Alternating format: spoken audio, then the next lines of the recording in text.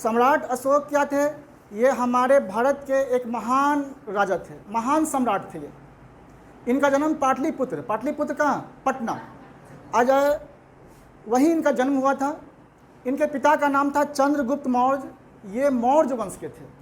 सम्राट तो बहुत हुए, लेकिन आज इनका जो नाम है, क्यों है? इनका नाम बस इसलिए है कि इन्होंने ऐसा ऐसा काम किया है जिसके कारण आज इनका नाम है।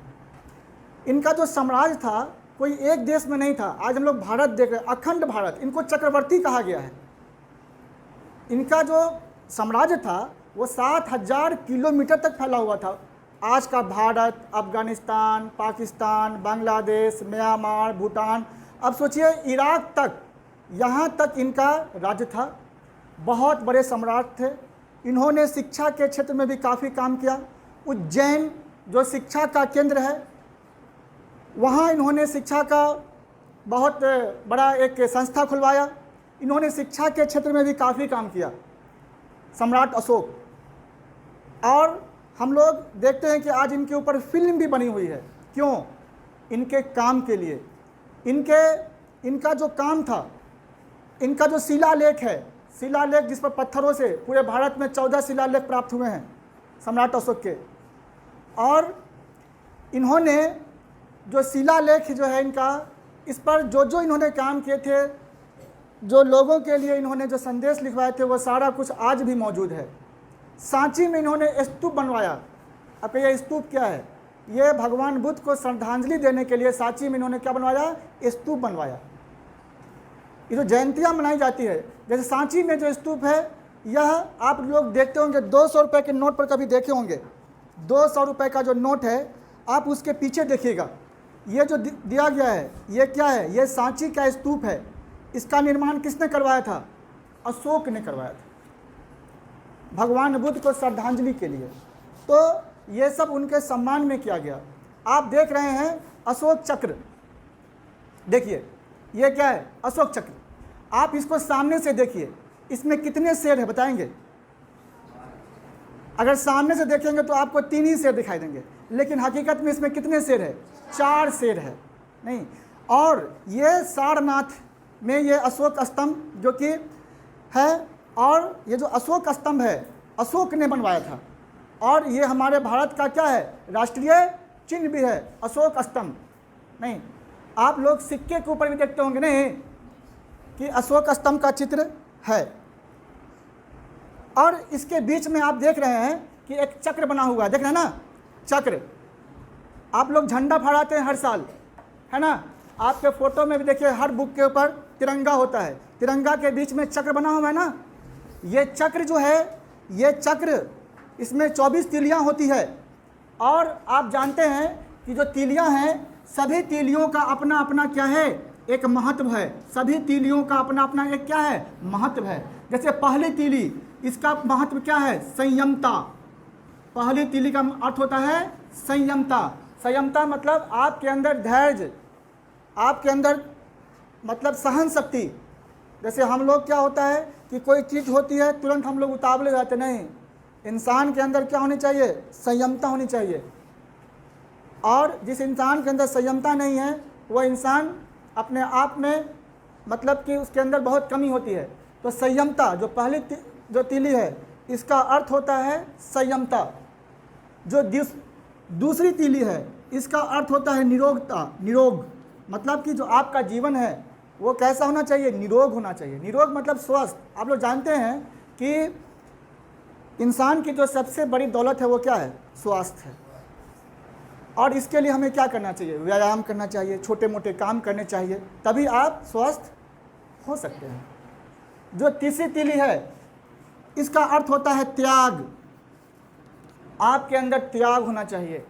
त्याग का मतलब क्या होता है? आप जिस काम को कर रहे हैं उसको पूरी ईमानदारी से कर रहे हैं, यह भी आपका एक त्याग होता है। आप पढ़ने वाले बच्चे हैं, आप स्कूल रोज़ आ रहे हैं।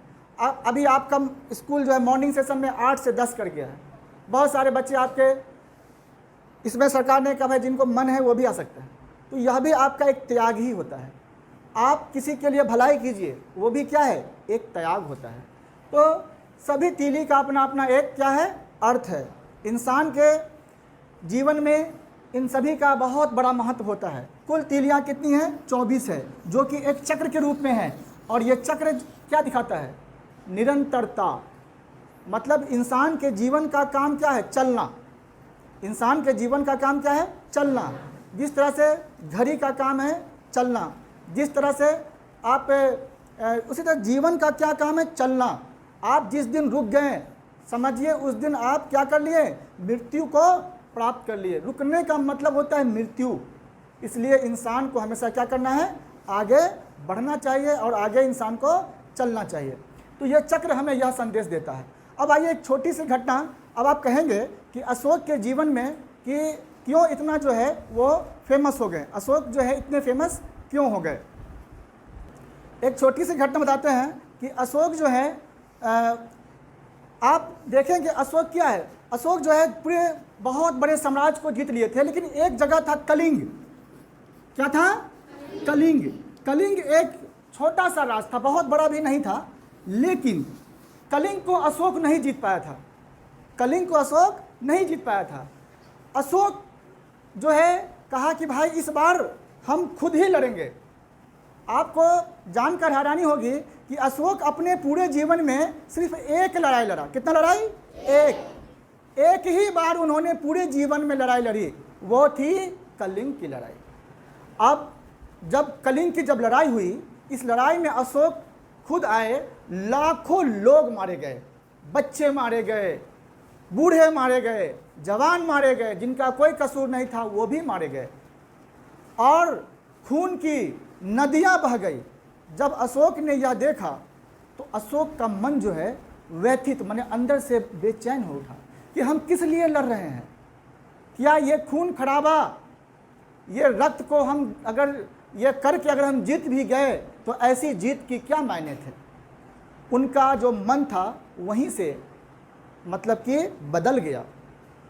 जो कलिंग महाराज की जो बेटी थी जिसका नाम था पद्मा, वह भी बहुत वीर कन्या थी, और पद्मा ने अपने पिता का बदला लेने के लिए खुद से मैदान में अशोक के सामने आ गई, और औरतों के भेष में उसने तलवार उठा लिया और अशोक को कहा कि वो तो अशोक को चिंती नहीं थी।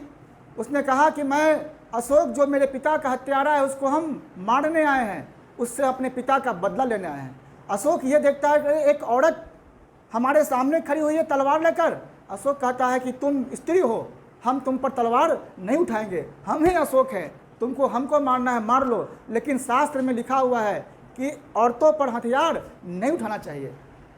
तो उसकी जो बेटी है पद्मा, वो बोलती है किस शास्त्र की तुम बात करते हो? तुम किस शास्त्र की बात करती हो? नहीं, शास्त्र में यह भी लिखा है, शास्त्र में यह भी लिखा है कि किसी निहत्थे को नहीं मारना चाहिए, किसी औरत के जो मांग का सिंदूर है उसको नहीं उजाड़ना चाहिए। आओ तुम हमसे लड़ाई करो, आज हम अपना बलिदान देकर अपने पिता का जो है हम ये करेंगे। लेकिन अशोक अपनी तलवार को फेंक देता है और अशोक कहता है सैनिकों तुम सब तलवार फेंक दो, और सभी लाखों सैनिक तलवार फेंक दिए।